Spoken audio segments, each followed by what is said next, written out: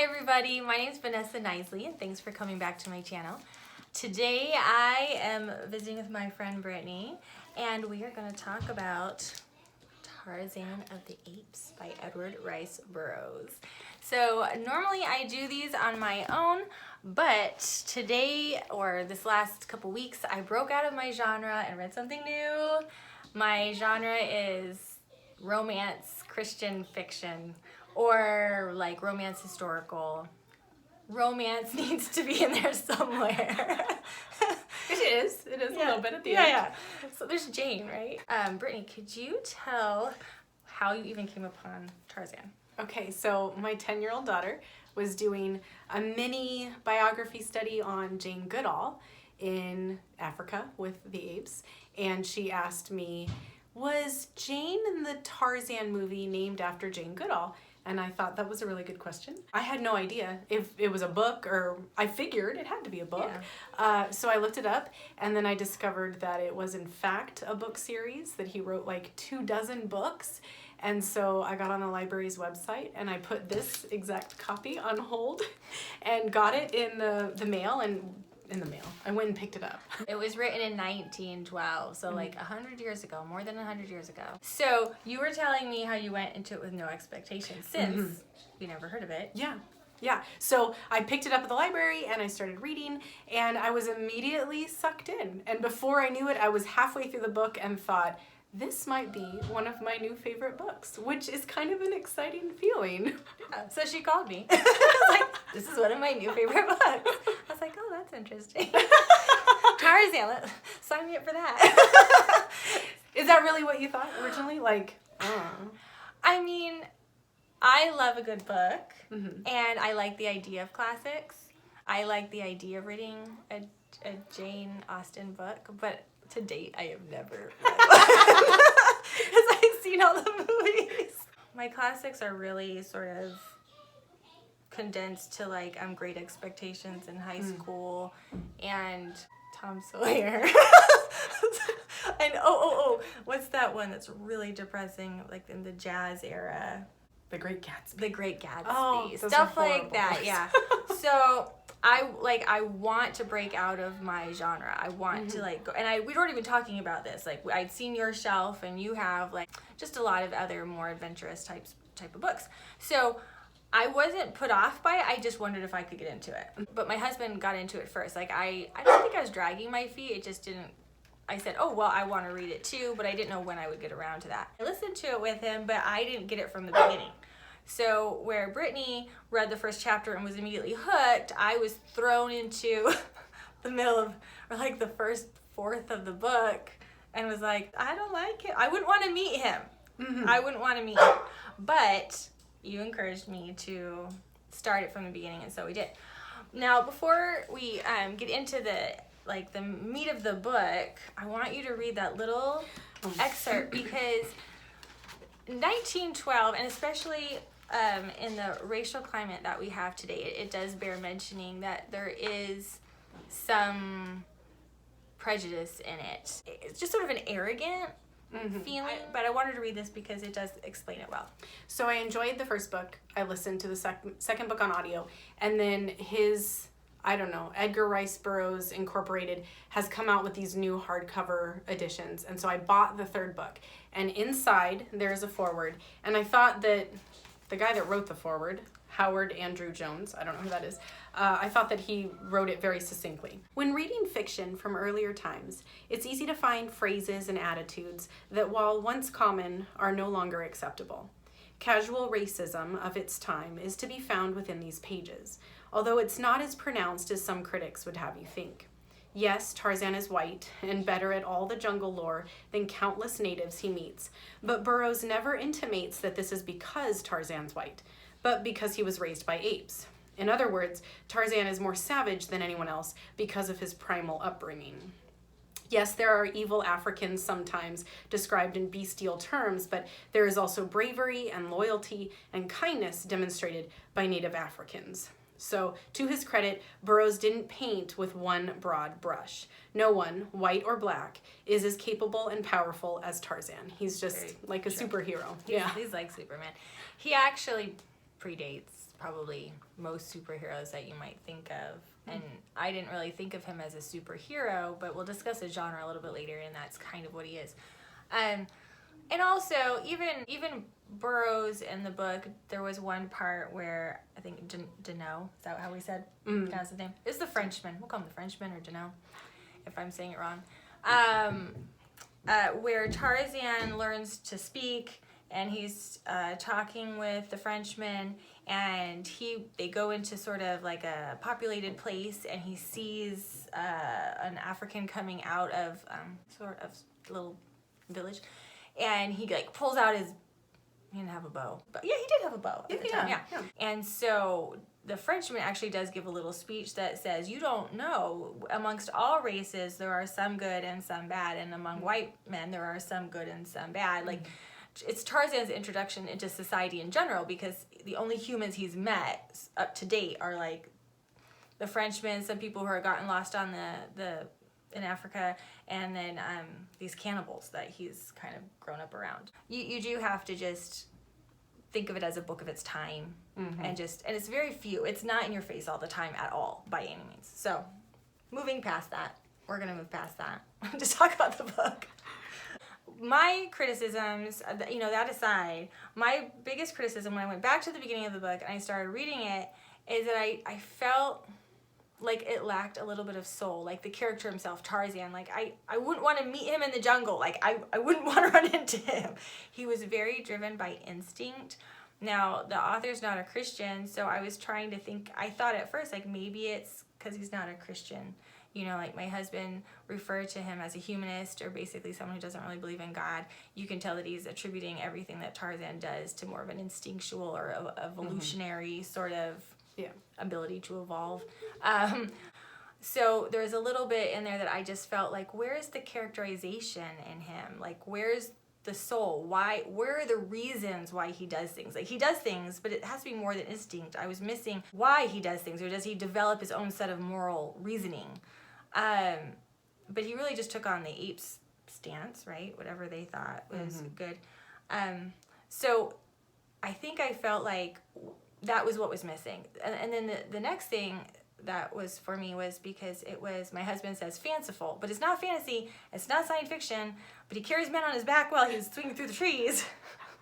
And he can fight apes, and that's kind of impossible because they're really big. I saw a hairless ape on YouTube. Those things are massive. The muscles underneath that hair, it's like twice a bodybuilder. I don't know.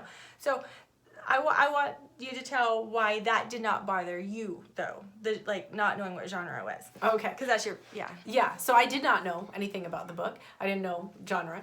But I have no problem with whatever the author tells me. If the author says that you can breathe on Mars, okay, cool. Then I just take it. I take it for what it is. Right. And so the author gets to create the world, and I'm just gonna buy into it. And I think you're more critical of that. Yeah. I'm like, so give me a category. Yeah. Where is it on the shelf? I can take like reality and just set it to the side and just be along for the adventure and the ride. And so that was one of your hang-ups, where for me I was like, oh yeah, he taught himself to read as a child. Which is good, because she beta reads my books. So now I know that I can just tell her anything. No, just kidding. And she's like, oh, this is great. That could be a downside, of course. I went on this hunt. Like, okay, I just need to figure out the genre because I want to enjoy this for what it is.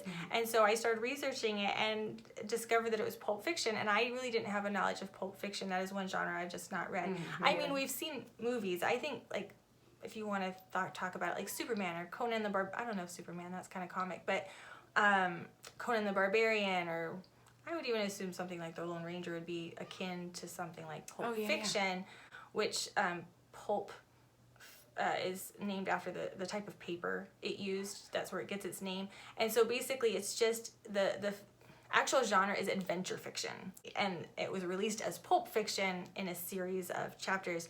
And then it was in 1912 that they put all these together and formed a book because it was so popular. And then he wrote like 24 of these books. So there's a lot. So once I knew what it was, I had no problem with it. And am I a fan? Yes, I am. Yes, I am. So now you can put aside your desire for a larger character arc and just enjoy it for that. Yeah, that was one of the things. One of the things about Pulp Fiction is they don't specialize in character arcs. Like it's basically like the Lone Ranger, like in the next episode, like how is our hero going to get out of the next scrape he's in? And so characterization is not soul, I guess, whatever, is not a huge need in Pulp Fiction. Once I realized I wasn't going to find it, what I wanted, I was like, okay, moving on. She got there so much faster than me. It would have been so much easier. Well, because I wasn't looking for it, I guess. Yeah. But it was so nice to go on the journey because then I found his other book, which was Princess of Mars, which we will talk about later, which led to the movie John Carter, which I love, which she hasn't read. So now I'm like, you gotta read Princess of Mars because I read the first one. It's so good. So what made this one good for you? The pace. From the very first page, I was hooked. Because there wasn't a lot of, building up the characters, there was characterization and you were learning about the characters, but it moved so quickly. There was no downtime. I never got bored. I was saying that my daughter interrupts me constantly. She's a talker. And so this book, I could easily read a chapter and set it down and go back to whatever I needed to do in my real life. And before I knew it, I was halfway through it because I couldn't stop picking it up. And it just moved so quickly that it was, you couldn't put it down. I got into the first one in audio form. This is maybe one of the first books in any recent time that I have heard audio. I just don't listen to audio. Especially don't like men trying to reproduce female voices. Kind of weird.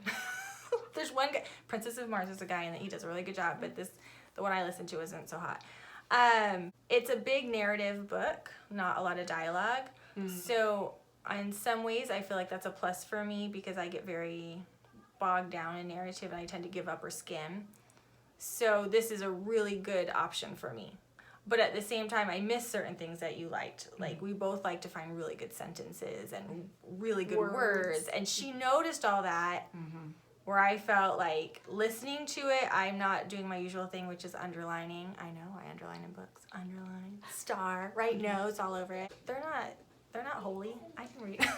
Do you write in books? Oh, yes. Oh, yeah. Oh, yeah. All my Jane Austens, I love to underline really rich words. And if it's one I don't know, then my hair's falling out. Sorry, go ahead. Then I'll even write the definition in, just so that it really sticks. And then the next time I come across, I'm like, I didn't know that word. How silly. They did have some really great, what did I say? What are fancy words called? What, the vocabulary? Vocabulary! Good vocabulary. We speak so well. So you also mentioned that you liked things like how he got to use a knife, how he figured out how to use the lasso, he figured out how to read. These are all kind of little interesting tidbits. I mean, me and my husband did get into this very big dialogue on whether you can teach yourself to read with pictures and dictionaries. We decided no, and that you need something like a Rosetta Stone to figure that out. But again, if you can set that aside, you can have your fun conversations like, is that possible? But in the end, it's with the author. He learned to read. It was essential to the book, so he learned to read. Why was it essential to the story? Because it was his way of communicating with Jane. That brings in Jane. So what did you think of Jane? I was surprised that Jane is only... so she is throughout the book. She comes to the island, but where they meet up is very close to the end of the novel. Yes. So I was surprised by that. Yeah, she's not the central... Yeah. And you do see her on the island, and Tarzan's in the background. And... Is it an island, or is it on the southern... Oh, okay, no, I'm sorry. It's not an island. It's just on the coast. Maybe it's the not an cartoon island. referred to it as an island or something. Anyway. I don't know. But I misspoke.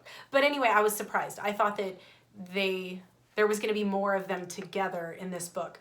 But I shouldn't be surprised knowing that there's 24 of these books. So he has plenty of time for Jane and Tarzan to be together. And there's a cliffhanger, like a big one. Every book ends in a cliffhanger. So it's like if you just wanted to read the one book, you're kind of left without a choice. Yeah. Unless you hated it. But if you liked it at all, you want to continue and you want to see what happens next and what situations Tarzan is going to be thrown into that he has to get himself out of. Right. So when we were done reading the book, which we went camping together, and so Aaron and I listened to it on the way up, and then on the way home, we like literally finished it as we got off the exit. Like it ended. And so when I got home, I started going into like movie options. Was there ever a good Tarzan made? Now there's all these black and white Tarzans that made this one guy, I don't remember his name, like really famous, and he sort of coined the call, kind of call. And so he got big from that. But the thing that the movie I watched first was just the Disney version, the cartoon, to see if it. This is really driving me crazy. So put it right there. Anyway, to see if it measured up to the book at all, because I couldn't remember. Now the things I did like is they used all the same names. She was Jane Porter. Jane Porter. They had Professor Porter. They did not have Mr. Philander, which that's what my audio guy referred to it as, Mr. Philander. It's Philander, like Philanderer. Okay. And then they made John Clayton in the cartoon the bad guy, like a really, really bad guy, which he's not. He's Tarzan's cousin, because Tarzan's father was Lord Greystoke. And so his cousin is actually receiving his inheritance, right? That would normally have gone to Tarzan. So that's different. And Jane's suitor. Yes. Twist. But not in the cartoon. He's just a big bad guy who wants to kill apes and capture them. Some of the things I really liked in the cartoon was that they brought in a knife-like object. There's like, when Phil Collins is singing, and then he like drops a lasso from the tree and ropes one of his friends. So they're like little honorable mentions. There was the knife, there was a lasso. They showed Tarzan looking into a pool of water, noticing he didn't look like his mother ape, Kala, right, Kala. And then he tried covering himself in mud, which is what Tarzan had did in the book. So those are some cute little, like, oh, that was actually in the book. So I wonder if they did that on purpose. Now in the cartoon, Kerchak is Kala's mate, which it's not in the book. And Kerchak sort of turns good in the end and likes Tarzan, which also not in the book. Kerchak in the movie, in the cartoon, yeah. Oh. When he brings him like a leopard and puts it in front of him, and then he has respect for him. Then he has respect for Tarzan. But in the book, Kerchak does not like Tarzan, doesn't he? I won't say. There's a lot of ripping jugulars. But there's a lot of violence. Yes, I was very surprised by that. I wasn't expecting it. But it hooked me in because it's not something I typically read. I like Jane Austen. I love Sense and Sensibility and Emma. And so this book that throws you in, and there is crazy violence, and he is lassoing people from trees. You think it's and like wild animals. You could read it to your kids, but you'd have to depend on your kids and what they're used to reading. Especially when I want to fast forward it, when the cannibals kind of describes what they do to people they capture. That is not very fun. I wouldn't want to watch that on a screen. No. If the book were made purely exactly into a movie, I wouldn't watch it. It would be too violent. Yeah, and also it's the apes that kills Tarzan's parents, not a leopard like in the cartoon. That was evident right away why Disney did that, because even my kids were like, wait a minute, the apes killed Tarzan's parents, then why would he go live with them? Which is why the Disney movie did not do that, because it's too hard a concept for children to understand why Tarzan would then like Kala. But he didn't know that. Yeah, he wouldn't have known it, but like I think there would have been that dilemma, like, but when does he find out that his tribe of apes were the ones that killed his parents? Now, does it ever talk about that in the book? I don't even remember. Does he ever find out they were the ones that killed him? That the apes were the ones that killed his parents? I don't think he addresses it. I don't think he addresses it. I mean, I guess you could assume that if he read his father's journal, that he would know that eventually that the apes were the ones that were always coming and that they were always guarding against the apes. So I guess you would just assume that he would figure that out. And if he taught himself to read. Yeah. Now, that one he did not figure out right away, because the journal was written in French. And so the Frenchman had to translate it for him later, although Tarzan did learn how to speak French. So he could write English, but he couldn't speak it or understand it. He could only understand the words. And so then when the Frenchman decided to help teach him, he taught him French for the English words that were spoke, like dog, but then he taught me French word for dog. Yeah. So that was a little bit different.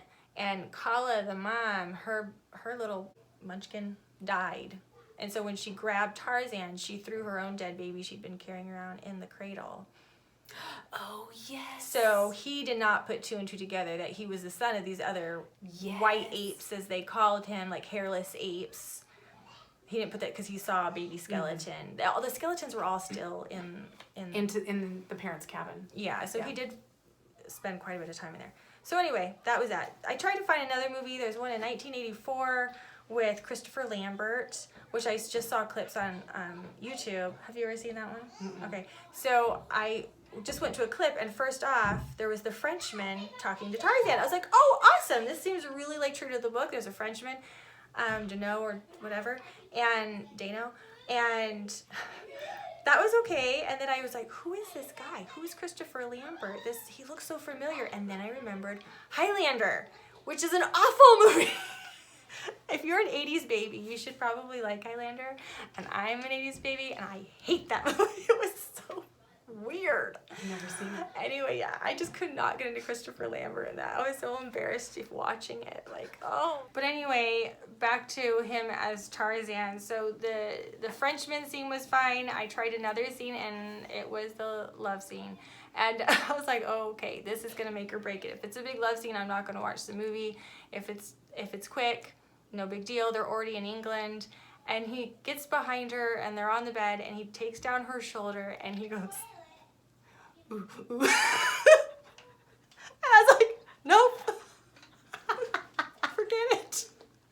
Cannot take this movie seriously.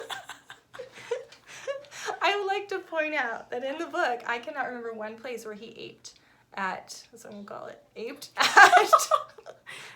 at Jane. Guttural noises. Oh no. And he didn't go on his knuckles either. Like, he stood tall like a man, right?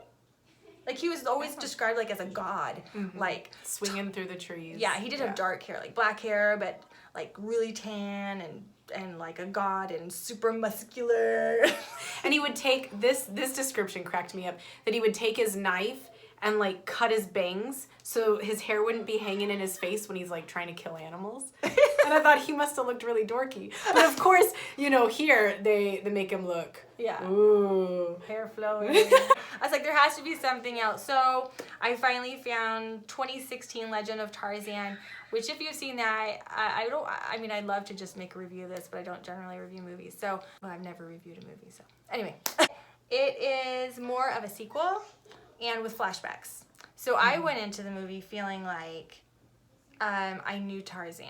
So he was very quiet. Some reviewers said like he was like this cardboard cutout person who didn't have a big personality. But having read the actual book, I felt like that is kind of who he was. Like, if he didn't have something to say, he didn't talk, and he never bothered to talk for most of his life because he couldn't.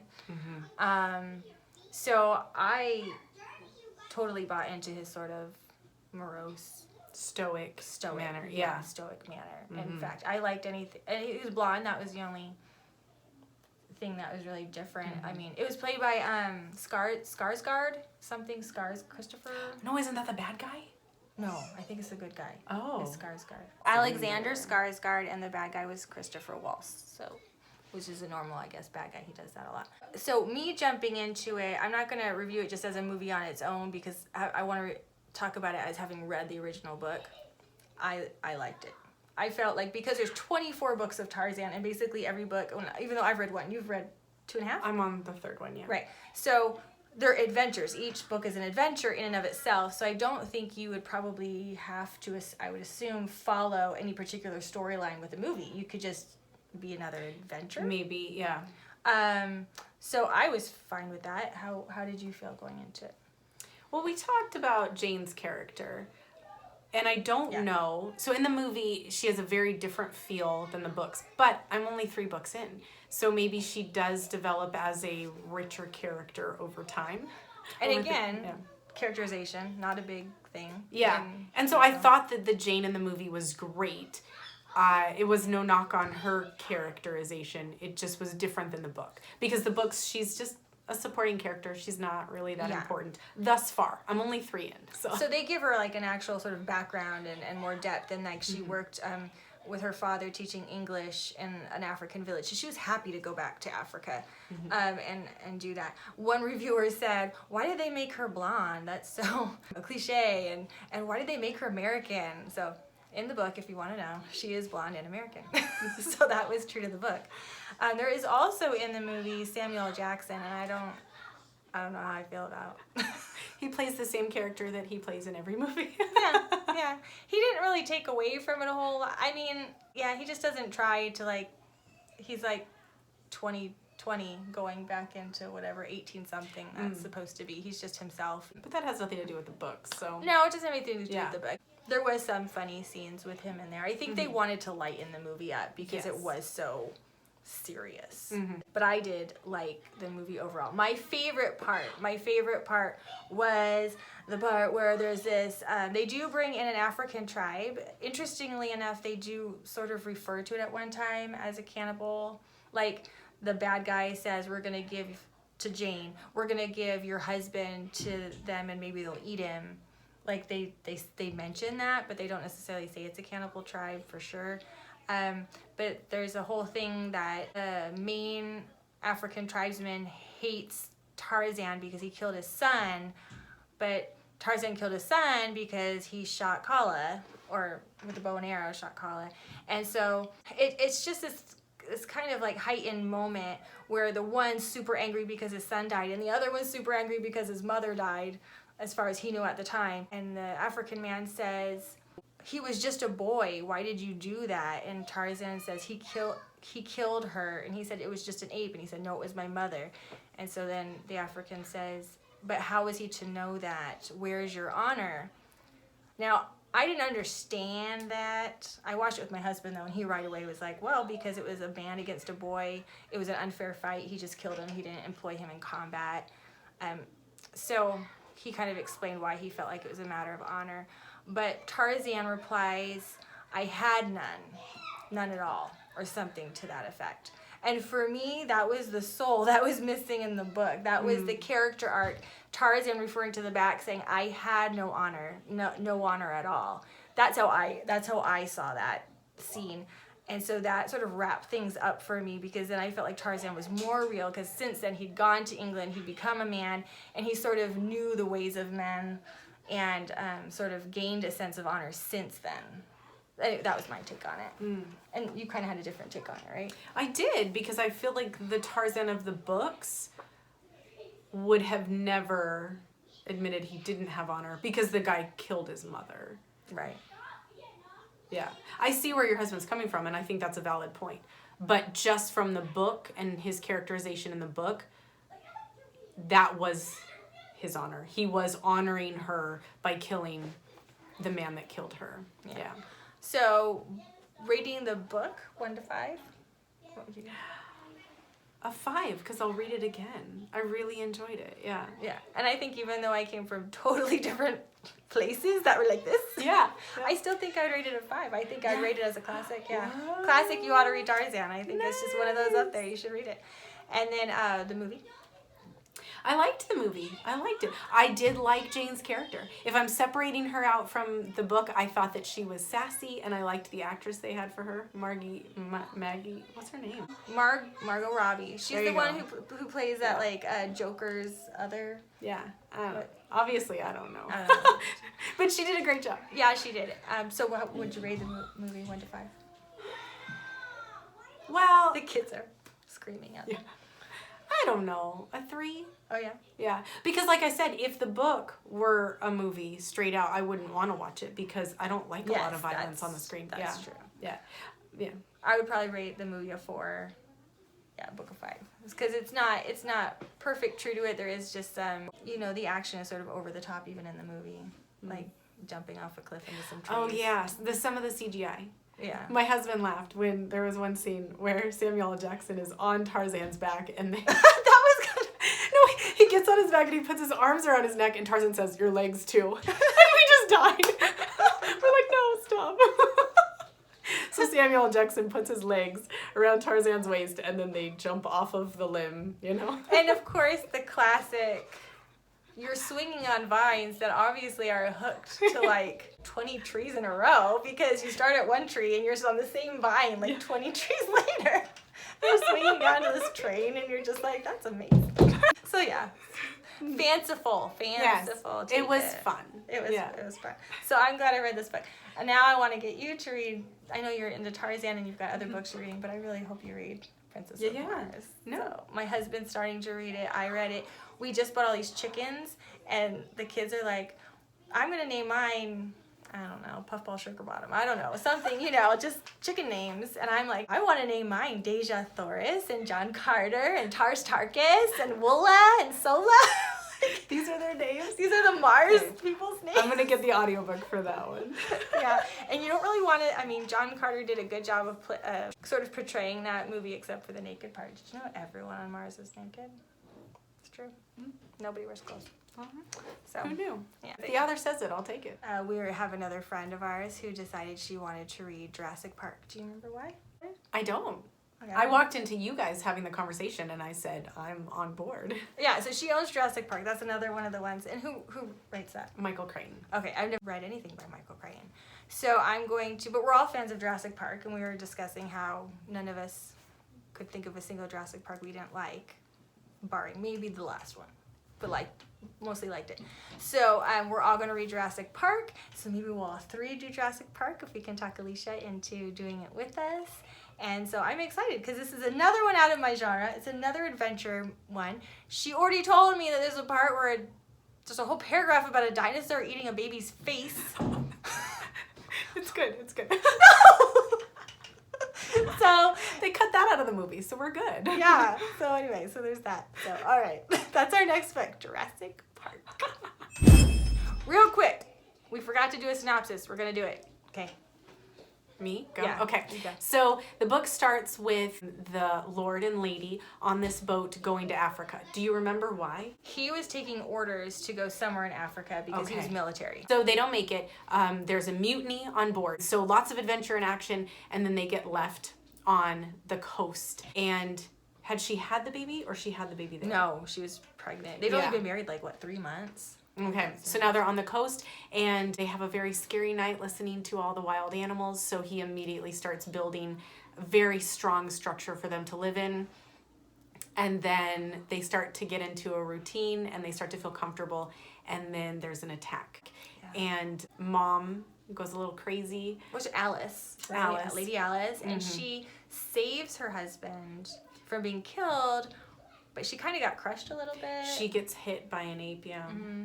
And so she sort of thinks she's in England for the rest of the time. She never leaves the cabin after that, but she loves her baby, and so she's just enjoying her time with him, thinking that she's in England, and then she passes, and when she passes, then there is a violent attack, and the Lord is killed as well. Mm-hmm. And then that's when Kala, whose baby has died, does a trade, and she leaves her dead baby in the cradle and takes Tarzan as her own. And so then he is just living with the apes, and they move from place to place throughout the jungle. And one time when they're near the cabin, Tarzan discovers it. He studies it until finally he figures out how to get inside. He's super interested in everything inside. And then teaches himself to read the little bugs on the page. That was cute. I did like that. What he called calls them little bugs. Letters, yeah. And he never assumed that he was an offspring of these people because of the dead ape. He didn't know the difference in skeletons. At least he never. Now, you'd think with as much attention as he paid to little bugs, taught himself to read, he could say that this skeleton has fangs. These skeletons don't. But he did not notice that. Eventually, how does Jane and her father get there? Was there another mutiny? There was. He discovers other people land on the shore, and it's the boat that had Jane and her professor father and then these other characters, and they are being abandoned by another mutinous crew. And then he systematically sort of saves each of these individuals until finally he saves Jane, who just thinks he's awesome. The first time Jane sees him and he saves her, she reaches out her arms to him and he kisses her. start making out. Yeah, but then the moment she realizes, oh, Yeah. I'm an English lady. What am I doing? My worry was that he's gonna be like, me Tarzan, you Jane, and there was gonna be like a sort of forceful, at least him trying scene, and there was not. Yes, There was not. So you're in the clear. eventually, Jane leaves. For purposes, she's able to get rescued, and they go back. They try to wait for Tarzan. Tarzan is saving a Frenchman because these other people came to rescue Jane, and this Frenchman teaches him how to read, and then they have to. She's from America, so he has to figure out how to get to America. He's desperate to get there, but he doesn't know how. He's mad at first. He's super mad that she left him. And then they get to a populated area, and they're going to get on a boat, and he becomes civilized. Like, this French was really teaching him how to act. So by the time he sees Jane again in America, he drives up to her house. Wearing clothes. And she's like, yeah, not so much. All of a sudden, she doesn't want it. She's not sure. She's not sure if she really loves him. And I'm like, it's because he's wearing clothes. And Aaron's like, and speaking French. I was like, yeah, 2 points against him. French are like just known for like, I'm a lover, not a fighter. And I know that that's not accurate, that that's just stereotyping. But I mean, she really liked him in his little thong. Well, and so then the author gets him back to that real quick. And all of a sudden, everywhere around the cabin she's in catches on fire. And he has to, she's on a walk, of course. The forest catches on fire. I'm sorry. The forest around the cabin catches on fire. And she happens to be out on a walk. Tarzan pulls up. And now he has to go rescue her again. Because the pace is just so fast. Yeah. And then it ends with, what will she do, right? Like, he puts it in her court. Like, you know how to be you know more about people and ways of love than I do. And I want the best for you. So he has sort of, he has changed more than just, I want you. Yeah. And she needs to decide. So I do want to get to the second book because I want to know. Because it does leave you cliffhanger. What's going to happen? It does. And I think, but see, it refers to her thinking, what? Did she just like the animalistic nature of him? Or did she just... She does really think through those things. Like, was it just carnal? Well, duh, of course it was. But is there something more substantial? Because at the end of the first book, she is also... kind of engaged to someone else. There are other prospects out there. So she's trying to figure out, what does she do?